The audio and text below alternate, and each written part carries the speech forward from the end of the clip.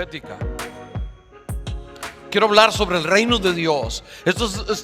Tengo como 2 meses que es la carga que traigo en mi corazón, el reino de Dios. Que el Espíritu Santo me ha estado declarando y diciendo: habla, mi reino es primero. Su reino es primero. Nosotros en el mundo que vivimos estamos constantemente bombardeados de muchas cosas que reclaman nuestra atención, demandan nuestra atención, ¿verdad? Una es el celular, otra es el trabajo, otra es X. Muchas cosas quieren que nos mantengamos siempre ocupados y no tener tiempo casi para nada. Dios quiere que nosotros seamos personas de propósito. Y Él desea que este 2024 podamos decir: su reino es primero. En este año empezamos una carrera nueva, nuestra familia. Y si nosotros determinamos que el reino de Dios es primero, hoy estamos determinando caminar tras de las pisadas de Cristo. Él quiere que nosotros entendamos la importancia que tiene su reino en nuestra vida. Todos los días vamos a hacer decisiones en este 2024. Nunca olvidemos cómo afecta nuestras decisiones el reino de Dios. Y quizás en esta noche no todos me van a entender lo que es el reino de Dios, pero se lo voy a explicar de la manera más sencilla. El reino de Dios es donde Dios reina. Y cuando nosotros aceptamos a Cristo, Él viene a reinar en nuestras vidas. Por eso los primeros cristianos decían esta frase, era una declaración, y es: Jesús es el Señor. En aquellos días, la palabra Señor era una palabra común que todo ciudadano romano tenía que declarar, pero no a Jesús, al emperador, al César. Y cuando usted llegaba a un pueblo o vivía en una ciudad y era ciudadano o era parte de esa comunidad, usted podía practicar la religión que usted quisiera, siempre y cuando declarara e hiciera un sacrificio al emperador romano y dijera en ese sacrificio, ofrecía incienso, ofrecía algo pequeño, no importaba. Pero todo mundo tenía que declarar: César es el Señor. Porque ellos creían que el emperador romano de alguna manera se volvía y se convertía como en un tipo como Dios o semidios. Y para ellos era lo que sostenía el imperio. Todo ciudadano romano lo tenía que declarar. El problema es cuando llegó el evangelio y los primeros cristianos tuvieron que tomar una decisión. ¿Quién era el Señor de sus vidas? ¿Quién era el soberano o el rey de sus vidas? Y ellos decidieron, la gran mayoría, que Jesús era el Señor. El no hacerlo, a muchos de ellos les costó la vida. Si usted fuera a Roma y viera el Coliseo romano, es impresionante. Es impresionante por la grandeza, lo hermoso que está, aunque ya está destruido, pero uno puede captar lo grandioso, que 80,000 personas se reunían ahí a ver combates increíbles. Pero entre los combates al final traían a unas mujeres, ancianos y hombres llamados los del camino, llamados cristianos, que su pecado o su crimen había sido confesar que Jesús es el Señor y no César. Y todavía ahí, antes de que los mataran, los quemaran o los crucificaran o los entregaran a las fieras, les hacían otra vez la pregunta: ¿quién es el Señor de sus vidas? Y la historia nos habla de una muchacha joven que era muy estimada y apreciada por su familia. Y los que la estaban condenando le dijeron: conocemos a tus padres, por favor, di, aunque no sea cierto, pero a lo menos dilo, que César es el Señor. Y ella con la valentía de Dios en su corazón, confesó: no, Jesús es el Señor. Y en los pocos minutos de vida que le quedaron, la torturaron, la quemaron y murió de una manera terrible por su fe, por su convicción. Cuando hablamos de que Jesús es el Señor, para nosotros significa una frase nada más, porque no nos va a demandar ningún sacrificio, a lo menos no al nivel de los primeros cristianos. Nosotros la tenemos fácil. Vivimos todavía en un país donde tenemos libertad de declarar que Jesús es el Señor. ¿Alguno de ustedes tiene temor de ir a la cárcel porque Jesús es el Señor de su vida? El problema no es ese. Nuestro problema no es ese. Es un problema más engañoso, más sutil, más difícil de captar. Porque cuando ellos eran perseguidos, pues era fácil, ¿verdad? Yo tengo que confesar que Jesús es el Señor y públicamente tengo que declarar que César no, pero Jesús sí es el Señor. Y era algo público, y era algo que no se podía esconder. No era un asunto del corazón. Era una confesión política, religiosa, que tenía consecuencias de que los mataban por decir que Jesús es el Señor. Pero para nosotros hay veces que el enemigo ha venido de una manera más sutil. Y Jesús habla mucho de esto. Lo que más nos roba que Jesús es el Señor de nuestras vidas no es la persecución, son los afanes de la vida, son las ocupaciones, son la vida diaria que nos roban a nosotros el centro de lo que significa ser un discípulo de Cristo, su reino primero. En la Biblia hay una historia de 3 jóvenes que le dijeron: Señor, te seguiré. Yo no tengo ni dónde acostarme. Señor, te seguiré, pero déjame, voy a sepultar a mi padre.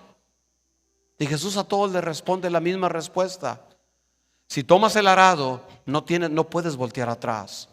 O sea, tomar el llamado de ser un discípulo de Cristo, no hay lugar para decir: bueno, sigo a Cristo, pero al mismo tiempo sigo al mundo.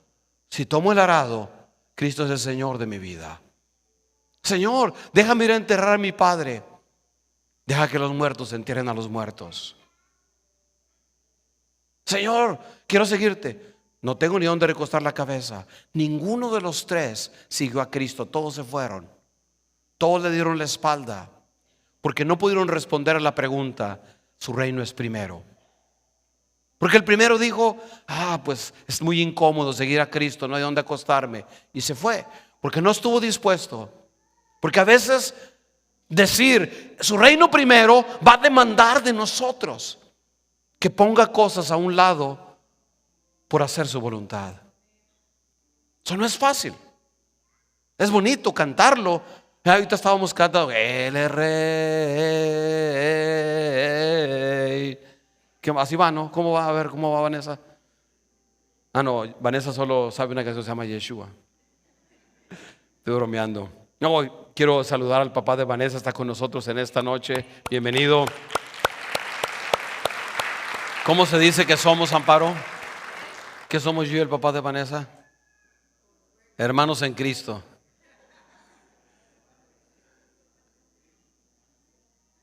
Bueno, que nadie me dijo: bueno, gloria a Dios, somos hermanos en Cristo Jesús, gloria a Dios. Consuegros, ok, gloria a Dios. Él es el papá de nuestra hija ahora, de Vanessa, ¿verdad? Y él dice: ay, sí, usted ya me quitó mi hija, pero yo le quité a su hijo.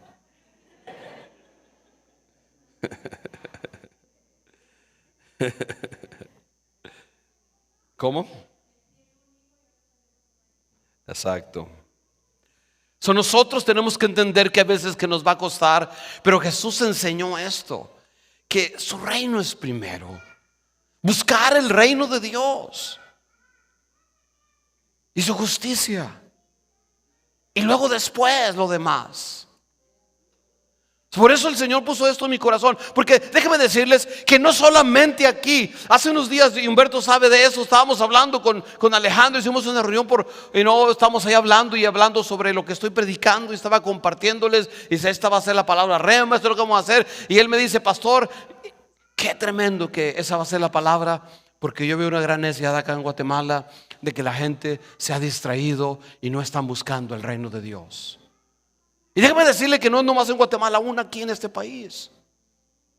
En este país ha cambiado el cristianismo. No sé si usted está consciente, pero ha cambiado de una manera terrible realmente. Antes de la pandemia, y no porque la pandemia lo provocó, la pandemia solamente expuso lo que ya existía, pero lo hizo de una manera ahora más, más rápido que lo que ya estaba pasando. No usted sabía, pero de cada 100 personas que asistían a la iglesia, hoy en día 30 de esas personas después de la pandemia simplemente se desaparecieron del reino de Dios, no regresaron a ninguna iglesia. Muchos de ellos no piensan regresar, o sea, de acuerdo a los estudios. ¿Por qué? Pues porque lo puedo ver por las redes sociales y ya. ¿Por qué? Pues porque me di cuenta por casi 3 años que no necesito a Dios.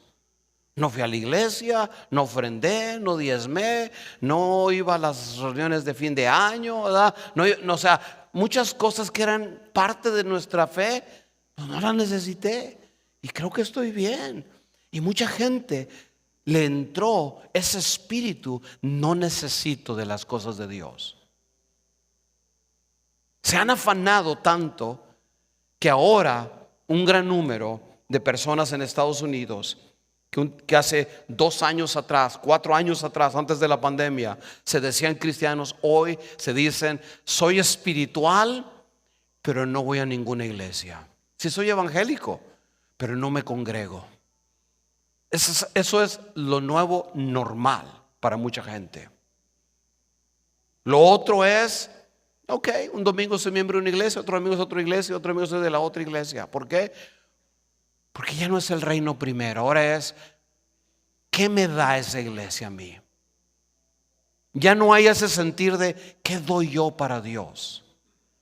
¿Qué puedo contribuir para servir en la congregación?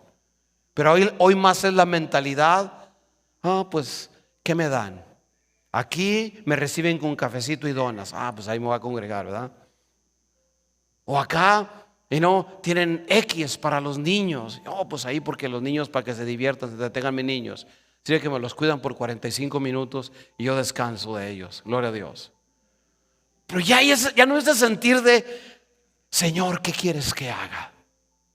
Me congrego porque quiero servir, porque quiero que tu reino se expanda, Dios, que tu reino transforme, que tu reino avance, que tu reino cambie. Y yo sé que para mucha gente a veces la palabra reino es hasta ofensiva, porque si quieren controlar o qué, quieren empezar una revolución. Pues yo creo que sí, pero es una revolución del corazón, amén. Es una revolución que transforma matrimonios, vidas, jóvenes, ancianos. Porque cuando llega el evangelio, cuando llegan las buenas nuevas del reino, la vida de la gente es transformada. No sé si usted lo cree todavía eso en esta noche. Por eso es importante que nos comprometamos con el reino de Dios. ¿Qué significa poner el reino de Dios primero? Significa que nosotros vamos a buscar el reino de Dios en todo lo que nosotros hagamos. Que sus valores, sus principios van a ser nuestros valores y van a ser nuestros principios. Y que no vamos a dejar que ninguna preocupación, ningún afán nos venga a robar a nosotros. Que el reino es primero. Señor, es que primero tengo que enterrar a mi padre. Si tú me vas a seguir, me sigues ya y lo vas a hacer ya. Si no, regrésate mejor. Nadie que tome el arado debe de voltear atrás. En el pasaje que nosotros leímos, Jesús está hablando de las preocupaciones de la vida, de los afanes de la vida. Y que en cierta forma nada de lo que menciona ahí es pecado, porque está hablando, miren las aves del campo, no trabajan y Dios las alimenta, ¿verdad? Está hablando de la comida. ¿Cuántos nosotros todavía tenemos necesidad de la comida todos los días? 5 o 6 veces al día o 10 veces al día, digan amén. Estoy bien seguro que en los últimos días usted ha volteado a la mesa y vio un tamal y dice, bueno, es el último y ya. Más de una vez ha sido el último y ya, amén. El chuchito, el pache. Pues no sé si hacen pepián, haces pepián, Angélica, Angelina, haces pepián ahorita en este tiempo. ¿Y por qué no nos has invitado? Yo tengo ganas de pepián. Pero tiene que ser de 3 carnes como los de Antigua en Guatemala. Pero estoy bien seguro que, o sea, no es pecado comer. Bueno, si comemos mucho sí es pecado, se llama glotonería, ¿verdad? Nos enfermamos y engordamos y todas esas cosas malas. Se nos sube la presión y se nos sube el colesterol, amén. Y no es un comercial, pero es la verdad. Pero todavía es una necesidad. ¿Será pecado preocuparme por traer el alimento a mi casa? ¿Será? El problema no es que nos preocupemos, el problema es que ese sea nuestro afán. Mira las aves descansan, confían. O sea, lo que nos está invitando es a confiar en Dios. Poner el reino de Dios y su justicia antes que todo no significa que no voy a trabajar para traer el pan a mi casa. Voy a trabajar, tengo que trabajar, amén. Tenemos que trabajar, el trabajo es una bendición, gloria a Dios. Muy pocos dijeron gloria a Dios, ¿eh? El trabajo es una bendición de Dios. En el trabajo, sobre todo nosotros los hombres, para nosotros el trabajo es importante para nosotros los hombres, porque ahí nos sentimos como que estamos cumpliendo con el propósito, ¿verdad? Pues estoy llevando el alimento a mi casa. O sea, no es pecado. El pecado consiste en que eso nos aparte del reino de Dios y no nos deja poner el reino de Dios primero. ¿Por qué? Porque estamos afanados. ¿Y por qué nos afanamos? Pues porque nos gusta comer, nos gusta comprar cosas y llenamos nuestra casa de cosas. Usted dice, no, pastor, yo soy bien ahorrativo y no gasto nada. Yo le voy a decir una cosa: trate de moverse de apartamento y se va a dar cuenta que no fue ahorrativo. Vaya al closet de cualquier mujer, gloria a Dios, sobre todo las casadas, y no va a caber nada más. Y lo peor es que cada domingo le van a decir, no tengo nada que ponerme.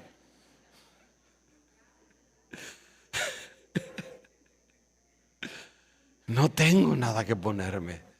Pero es que llenamos nuestra vida de tantas cosas.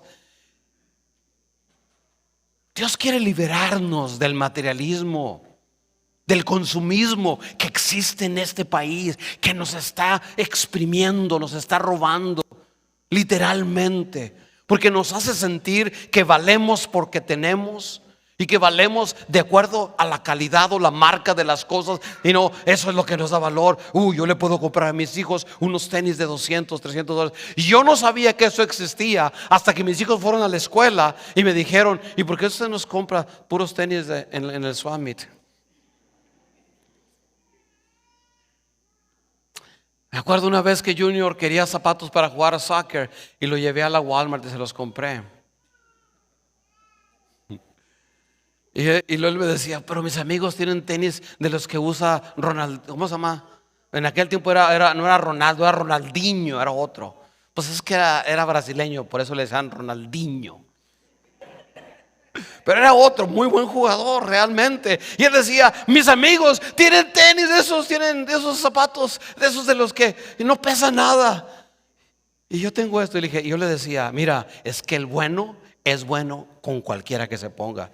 Así que si tú eres bueno, estos van a ser los mejores para ti. Pero la verdad nunca los quise acostumbrar. Y gracias a Dios que nunca les compré nada caro y nunca les compré nada bueno. Ahora que están casados, las que van a sufrir son las esposas, gloria a Dios.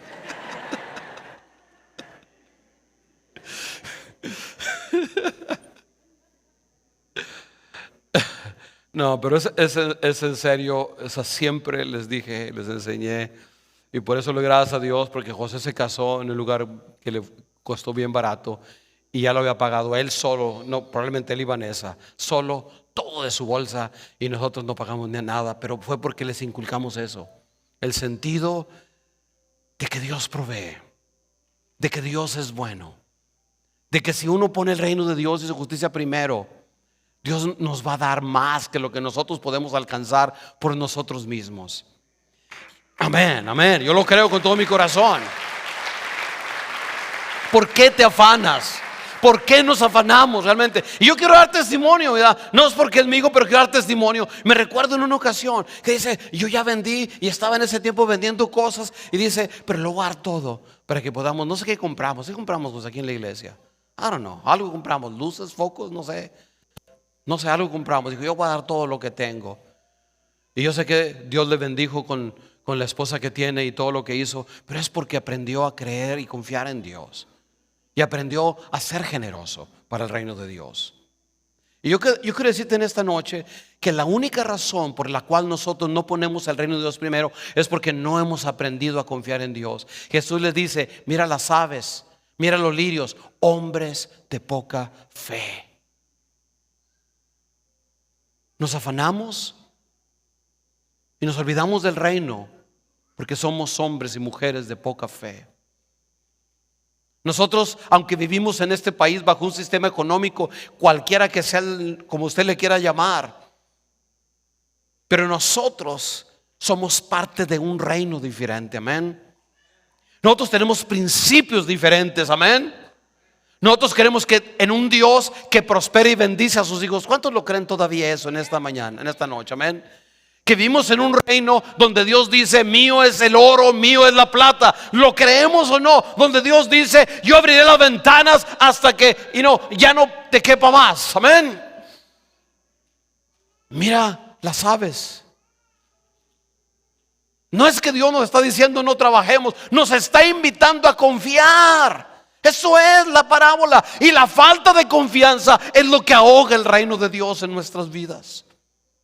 Porque nos afanamos, nos preocupamos, nos llenamos de angustias, de preocupaciones. Y ahora, ¿cómo le hago para pagar esto, para pagar aquello? Y no estoy hablando de que seamos despreocupados y que no seamos personas que nos interese y que hagamos números y hagamos cuentas y que digamos cuánto es lo que debo y todo eso que les hemos ya enseñado tantas veces a través de todos los seminarios que hemos hecho.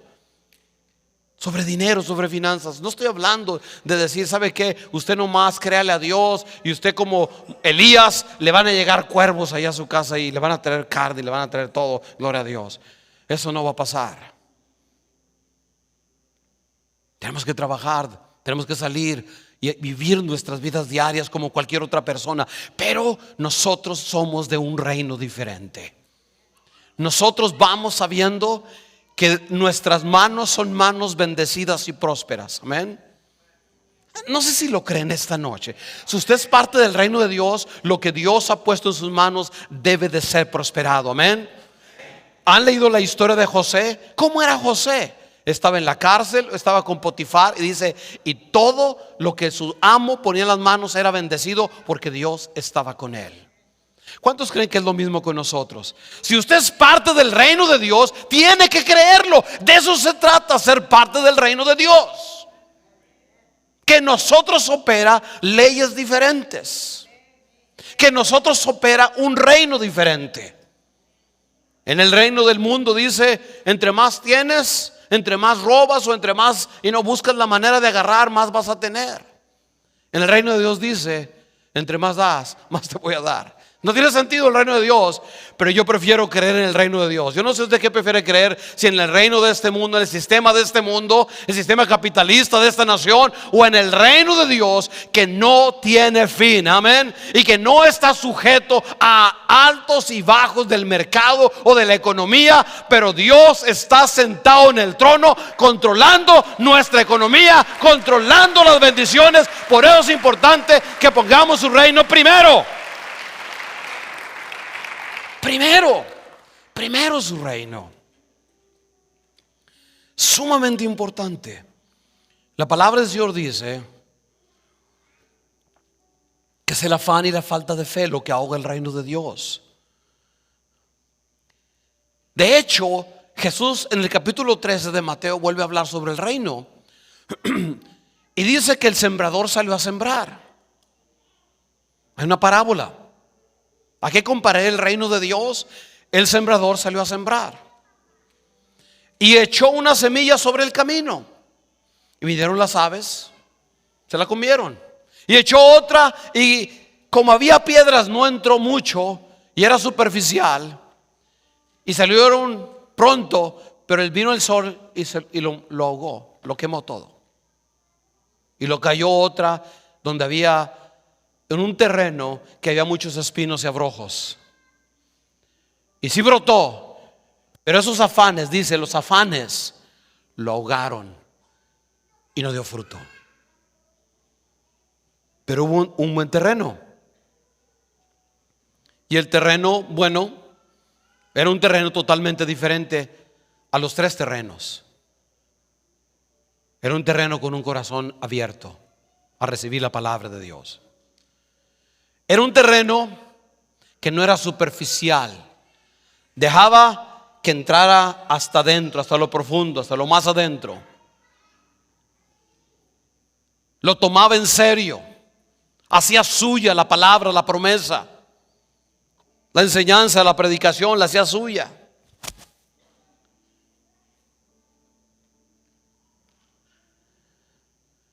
Y por supuesto era un terreno que no tenía afanes que ahogan la palabra. Lo que más ahoga la palabra o el reino de Dios en nuestra vida es la falta de fe. Las preocupaciones, los afanes nos roban que el reino de Dios no sea una prioridad en nuestra vida. Y la cosa es que esta es una batalla de todos los días. Enfrentamos preocupaciones, el estrés del trabajo, las expectativas sociales que esperan que estemos cada vez con un mejor carro, una mejor ropa, y siempre hay esa expectativa porque vivimos en una sociedad lamentablemente muy materialista que mide el valor de la persona por las cosas que tiene. Pero Dios en esta noche nos está recordando: ¿quieres que te bendiga en este 2024? ¿Quieres que te prospere? ¿Quieres que yo te dé mi paz? ¿Quieres que yo manifieste mi gloria sobre tu vida? Pon mi reino en primer lugar, mi reino y mi justicia. Esto implica en primer lugar entonces que vamos a permitir que Cristo gobierne nuestras vidas. El reino de Dios es eso, es el gobierno de Dios. Es que Dios es el Señor de nuestras vidas. Significa que esto va a estar por encima o como prioridad de nuestras ambiciones, necesidades o deseos materiales, porque su reino debe de ser primero en todas las cosas. ¿Cuántos de ustedes saben que es más importante lo del corazón, lo espiritual, lo de adentro, que lo material? ¿Cuántos saben eso? Yo creo que sí. Si lo transportáramos a la familia, podemos tener en un hogar humilde, con no lujos. Pero si tenemos la paz de Dios, si como pareja nos amamos, nos valoramos, nos perdonamos, cuando estamos de desacuerdo tratamos de buscar cómo mejorar la situación, y cuando cometemos errores nos perdonamos, porque eso es la realidad. El matrimonio cristiano no es perfecto. No está hecho por un hombre y una mujer, o 2 personas, ¿verdad? Un hombre y una mujer que son perfectas y por eso son felices. No, el secreto no está en que somos perfectos. El secreto es que nosotros tenemos valores diferentes. Nosotros hemos aprendido que lo más importante no es demandar derechos, es servirnos mutuamente en el amor de Cristo. Y cuando nosotros tenemos esos valores que son del corazón, aunque no tengamos lo material, amén, pero todavía el mundo nos sigue con su imán de toda la vida, de la presión de la familia. Nos llaman y nos dicen: ¿cuándo vas a levantar tu casa, tu mansión de 3 pisos acá en el cerro, en Chavalo? ¿Cómo se llama? Chajavalo. Y hay que chaval significa ¿cómo se dice, Paro? Ya se olvidó. Chajabal, ok. Ya levantaste tu cerro acá en Chajabal.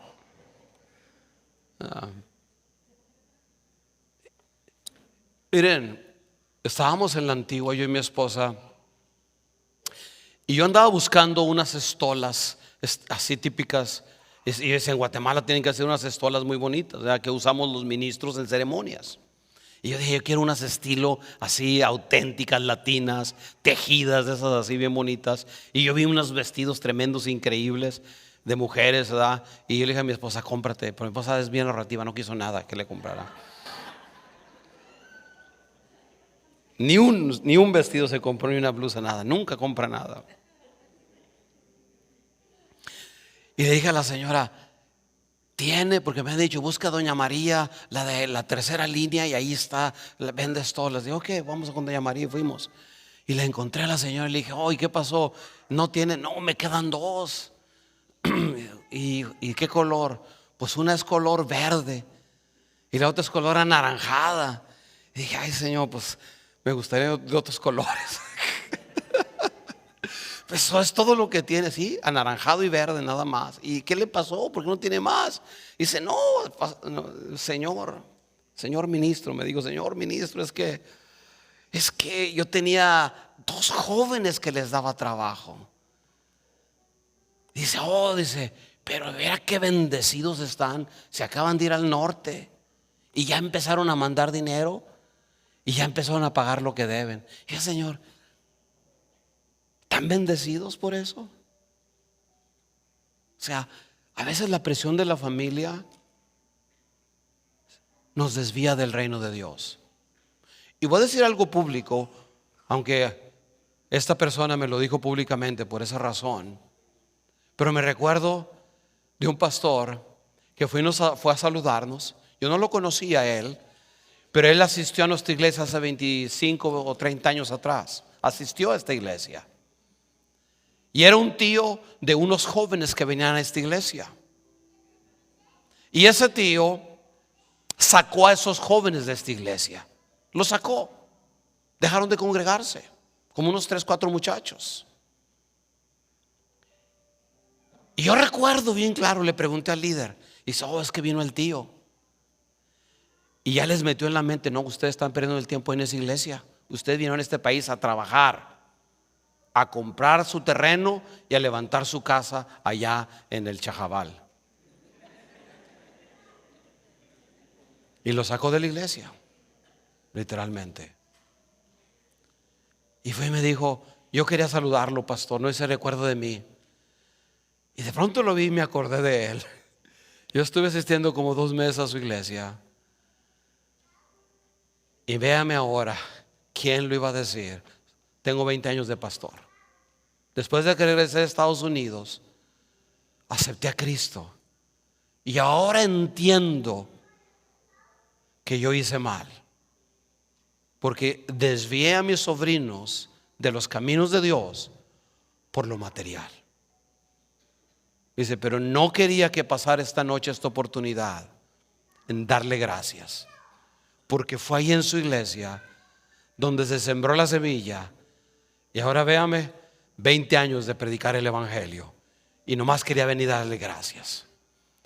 Pero yo me recuerdo, porque sacó a sus sobrinos de los caminos de Dios, porque les dijo, eso de ir a esa iglesia. Y no creo que se refería nomás a esta iglesia. Yo imagino que les hubiera dicho de cualquier otra iglesia. Pero les dijo, eso ir a la iglesia se está robando. Ustedes vinieron a este país a trabajar y van a mandar dinero y van a hacer una casa. Y saben, les voy a decir una cosa, esos muchachos nunca regresaron a Guatemala, se casaron aquí. No sé si construyeron una casa, pero se apartaron de los caminos de Dios. O sea, los afanes de la vida nos desvían de los propósitos de Dios. Nuevamente, no estamos hablando de abandonar nuestras responsabilidades diarias. Tenemos que trabajar, tenemos que vivir nuestra vida, y tenemos a veces cosas que nos pueden estorbar por un momento. Pero el problema es cuando nunca tenemos tiempo para las cosas de Dios. El problema es cuando nunca hay tiempo para el reino de Dios. Tarde o temprano Dios va a tratar con nosotros y nos va a decir, ok, entonces no me vas a poner en primer lugar. Ok, déjame te abandono por un rato. Déjame te abandono por un momento. Hazlo tú solo. Y yo he visto personas, están todas enfermas, están todas amargadas, porque podrán tener cosas, pero no tienen lo más importante, la paz y la bendición de Dios en sus vidas. Dios nos está llamando a que nosotros pongamos su reino como en primer lugar antes que cualquier otra cosa. Si nosotros no tenemos en primer lugar su reino, no vamos a dar fruto que permanece. Se va a ahogar. Las presiones, las tentaciones de la vida lo van a ahogar. Acuérdense de la parábola. La dureza del corazón, las preocupaciones del mundo y el engaño de las riquezas estorban para que el reino de Dios dé fruto en nuestra vida. ¿Por qué yo he visto jóvenes o adultos o ancianos que se apartan de los caminos de Dios? Porque dejan que el reino de Dios sea una prioridad. Ya no es una prioridad en sus vidas. Por eso Jesús dice: busca el reino de Dios primero.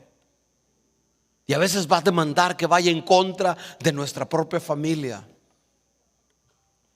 Un tiempo mi propia familia no me entendía porque yo quería ser pastor. ¿Qué vas a hacer eso de pastor? Te vas a morir de hambre. Yo tengo amigos que son pastores y viven bien miserables. O sea, nuevamente lo único que pensaban era en lo material. Y yo no puedo decir que ha sido fácil o que no hemos pasado por momentos difíciles. Ha habido momentos difíciles. Pero el reino de Dios es más que eso. El reino de Dios es la misericordia de Dios, es el amor de Dios, es la paz y la bendición de Dios en nuestras vidas. Es que podemos levantarnos de la mañana y decir: Señor, gracias, Señor, porque tú estás con nosotros, porque tú estás bendiciendo nuestro hogar, tú estás bendiciendo nuestra familia, porque he puesto tu reino en primer lugar. Poner el reino de Dios primero y luego todas las demás cosas serán añadidas. No. Amén. Den un aplauso a Dios si lo quiere hacer. Nosotros queremos hacer las cosas al revés. Primero buscamos las añadiduras y luego, cuando ya tenga tiempo, entonces voy a buscar de Dios. Entonces, cuando ya tenga las añadiduras, voy a buscar el reino de Dios. Voy a poner el reino de Dios, pero primero las añadiduras y luego, si me sobra tiempo. ¿Y cuándo va a llegar ese momento? Cuando tenga ya 50, 60 años, 70 años. ¿Cuándo va a llegar el momento que yo pueda decir: el reino de Dios y su justicia es lo primero para mi vida? No busquemos las añadiduras. Se los digo de todo corazón. Y he visto demasiada gente apartarse de los caminos de Dios. He visto demasiados matrimonios fracasar por buscar las añadiduras en vez del reino de Dios. Se los digo de todo corazón. No dejen que el enemigo captive sus corazones. Enfóquese en el reino. Dios no es mal patrón, Dios no paga mal. El reino de Dios no paga mal. El reino de Dios no paga mal. El reino de Dios es generoso. El reino de Dios es bondadoso. El reino de Dios es amplio. Y el reino de Dios abarca generaciones. No solamente lo momentáneo, pero abarca aún hasta lo eterno. Amén. Bien importante el reino de Dios y su justicia. Y podríamos hablar una hora sobre la justicia del reino, pero no lo quiero hacer porque el tiempo está avanzando y quisiera que tuviéramos un momento de estar aquí en el altar. Pero déjeme decirle que aunque usted en este año que viene pase por momentos difíciles, no pierda la fe. Manténgase confiando en Dios. Nosotros no somos de los que regresamos para atrás porque pasamos por problemas, porque tenemos incertidumbre económica o desafíos personales. Nosotros ponemos primero el reino de Dios. Nosotros ponemos primero el reino de Dios. Amén. Nosotros, diga conmigo, nosotros ponemos el reino de Dios en primer lugar. Entonces, en esta noche, en conclusión, yo quiero que piense: ¿qué ocupa el primer lugar en su vida? ¿Son las preocupaciones materiales? ¿Son el éxito personal? ¿Cuáles son sus prioridades? Yo en esta noche, de parte de Dios, les digo: comprométase con el reino de Dios. Coloque los valores del reino de Dios antes que cualquier otra cosa. Cuando tome decisiones, cuando vaya a hacer cualquier cosa, piense: el reino de Dios. ¿Y qué del reino de Dios? Segundo lugar, manténgase firme en la fe. Porque cuando usted se determina, siempre habrá oposición del enemigo. Pero manténgase firme en la fe. En momentos de dificultad, recuerde que Dios proveerá todas las cosas que nosotros nos hicieran falta. Necesita comida, Dios alimenta a las aves. Necesita vestido, Dios viste a los lirios. Necesita que haya una bendición en su hogar, Dios es la fuente de toda bendición. Necesita paz en su hogar, Dios nos da una paz que sobrepasa todo entendimiento. Necesita finanzas. La bendición de Dios es la que enriquece y no añade tristeza. Pero empieza poniendo el reino de Dios en primer lugar. Amado, yo deseo que seas prosperado en todo y que tengas salud, así como prospera tu alma. Primero adentro, primero las cosas espirituales, primero el reino de Dios.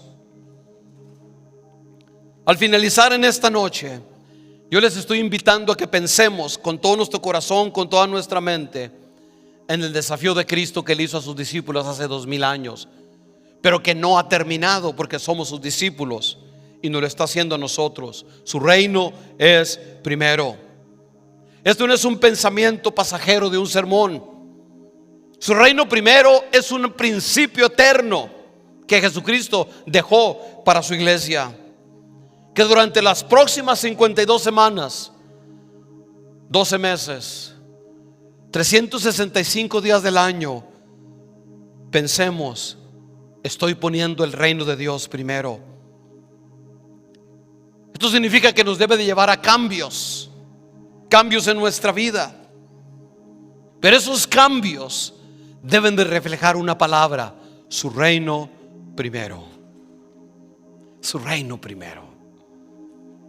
Y al final del 2024 estaremos celebrando, y Cristo estará aquí recibiéndole toda la honra y toda la gloria, diciéndonos: buenos siervos fieles, en lo poco has sido fiel, ahora los voy a llevar a un incremento mayor en el próximo año y en el próximo tiempo que viene. Pero tiene que ser su reino primero. Amén. Su reino primero. Quiero que se pongan de pie conmigo, por favor. Pónganse de pie junto conmigo. De veras, gracias a todos los papás que estuvieron por ahí con sus hijos y todo. Yo sé que los niños chiquitos es un poco difícil, pero qué bueno que ha estado atento lo más que ha podido. Y no se vaya, no se distraiga, porque viene lo mejor, y es que vamos a pasar los últimos minutos en la presencia de Dios. Pero yo quiero que hagamos una declaración en esta noche. Vamos a hacer unas declaraciones. ¿Cuántos de ustedes saben lo que significa la palabra decreto? ¿Cuántos saben lo que significa la palabra decreto? Si saben lo que significa la palabra decreto, les voy a decir qué significa la palabra decreto. El decreto es esto: en los tiempos antiguos, el rey de una provincia, de un reino, declaraba una nueva orden, una nueva ley pasaba. Y cuando esa ley o esa voluntad del rey pasaba, mandaba a sus mensajeros y se paraban en las plazas y leían los decretos que el rey les había dado. Y en ese momento, cuando se pronunciaban públicamente, se convertían en la ley de la tierra. ¿Cuántos saben que nosotros somos los mensajeros de Dios? ¿Cuántos saben que nosotros tenemos poder para declarar la vida y la muerte? Y que en nuestras palabras está la vida o está la muerte. ¿Cuántos lo creen? Y que Dios nos ha dado la autoridad para declarar, para decretar en el nombre de Cristo Jesús. Amén. ¿Cuántos lo creen verdaderamente? Gloria a Dios. Declare conmigo, decrete conmigo, declare conmigo, establezca el reino de Dios. Diga conmigo, junto conmigo, diga en esta noche: yo declaro que para este 2024 su reino es primero. El Señor Jesús y su reino es la razón por la cual yo viviré. En este 2024 su reino será mi prioridad y manifestaré su reino un reino de amor en medio del reino del odio. Decreto que en mí no hay odio, no hay rechazo, no hay nada que me separe de su reino. Yo arrebato todo en el nombre de Cristo, todas las bendiciones del reino para mí y mis generaciones. Hoy declaro con valentía celestial que ningún enemigo destruirá mi casa, mi familia, mi destino. Me rodea el cerco del reino de Dios, y con la gracia del reino de Dios yo correspondo y declaro que Jesús es el Señor y Él es mi todo. Vamos a orar en este momento. Padre bendito de la gloria, te damos gracias, Señor, por esta noche, Padre. Gracias, Señor. Esta ha sido una noche profética, Dios, en la cual hemos estado declarando, hemos estado soltando palabras, Señor, y palabra, Dios. Y hemos estado desde este púlpito, Señor, impartiendo palabra profética de vida. Que tu reino, Dios, que tu reino, Señor, este 2024, Señor, que estamos a punto de entrar, Dios, se establezca en tu pueblo, se reafirme en tu pueblo. Que el reinado de Cristo resurja, Señor, en los corazones que está apagado, Cristo.